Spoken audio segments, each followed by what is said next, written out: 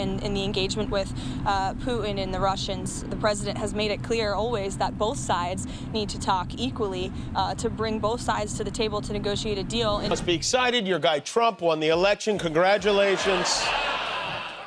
Too soon, Jimmy. Too soon. This is something that the Biden administration allegedly tried to do for 3.5 years. I think you all should go back and ask some of those Biden administration officials what they even tried to do. And Trump spokesperson Karoline Leavitt just experienced something worse than being fired on The Apprentice. She got absolutely roasted by Wanda Sykes on live TV. What started as a normal panel discussion quickly turned into a masterclass in comedic destruction when Sykes compared Leavitt to Siri, but for MAGA talking points, and questioned why Trump keeps hiring people based on loyalty instead of talent. Here's the crazy part. Leavitt's response afterward proves Sykes' point perfectly. Instead of addressing any of the substance, she called it an unhinged liberal meltdown, and doubled down on the exact behaviour Sykes called out. I've watched this clip 12 times now, and I'm breaking down exactly why this moment is resonating with so many people who are tired of politicians treating facts like they're just opinions. Have you ever pondered what happens when a political speaker, who cannot take a joke, encounters a professional comedian? Wanda Sykes just gave us what might be the year's most entertaining verbal altercation. Imagine Karoline Leavitt speaking on a panel and doing what Trump spokespersons do best, delivering prepared MAGA talking points as if she were reading from a screenplay downloaded directly from Trump Tower. I don't think I want to be in that room, you know. But the thing is, he's old. So that's what happens when you're old. You fall asleep and you toot a little bit. Impacted the delay on the tariffs was the president of Mexico committing to putting 10,000 permanent soldiers on the U.S.-Mexican border. Leavitt sat there, robotic and self-assured, reiterating the same things about how great Trump is and how bad everything else is.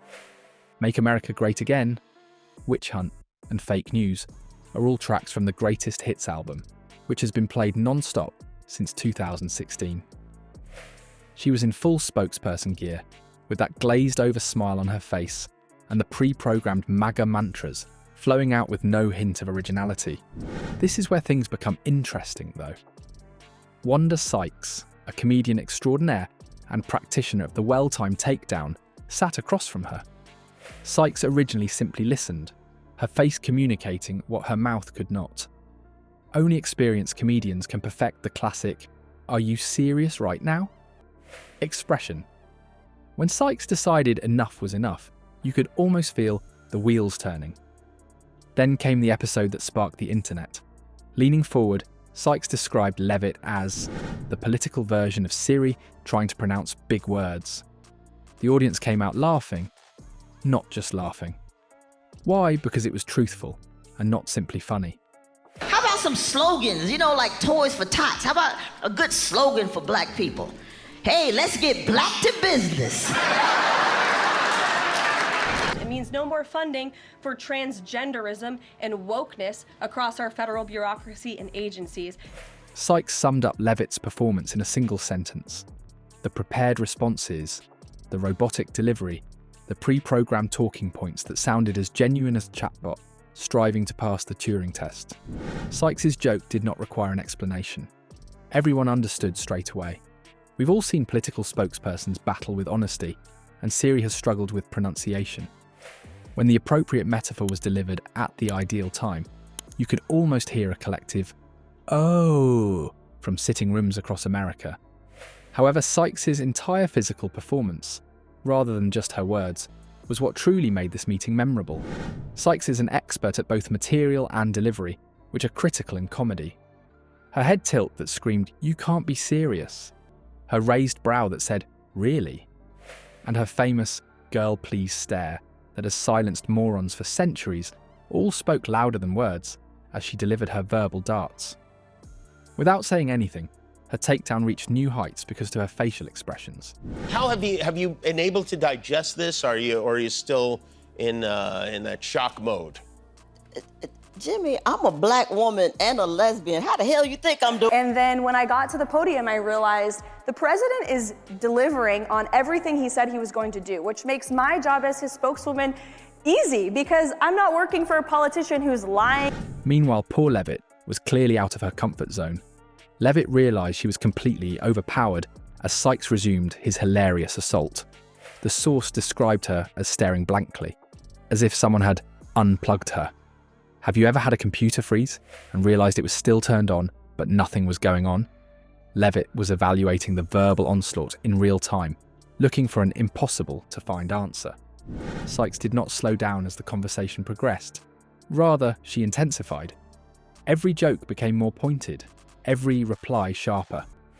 The source brilliantly described Leavitt's unease as being like a malfunctioning hologram at a failed Trump casino. When the crowd noticed blood in the water, they leaned forward to see what happened next. Then the knockout punch was delivered. Sykes' farewell joke highlighted the absurdity of Trump's behaviour and the hollowness of his political plans. Her impeccable timing, word choice, and lethal delivery all combined to produce a hilarious moment that had Leavitt startled and the audience on their feet. It was a precise strike against the entire facade Leavitt was seeking to maintain, not just a joke.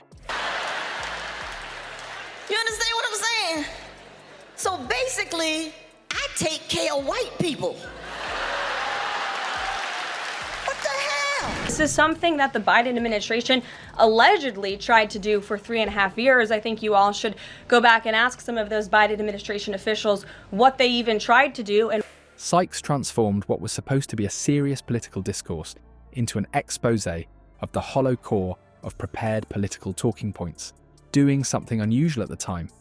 As the article correctly stated, she used a few well-chosen lines and well-timed facial movements to turn the clumsy right-wing PR machine into a punchline. Sykes was only pointing up the emperor's lack of apparel in the most hilarious way possible. Sykes' demonstration was much more than just a roast. She has shown us all why comedy could be the most powerful instrument we have to battle the political nonsense machine.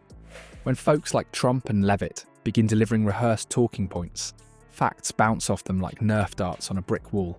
I am enjoying the Trump trial. I really am. I know they say he's passing gas and everything.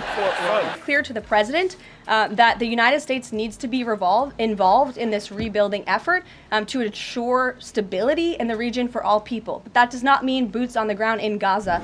Comedy exposes the silliness hidden beneath those meaningless concepts, serving as a form of cultural exorcism.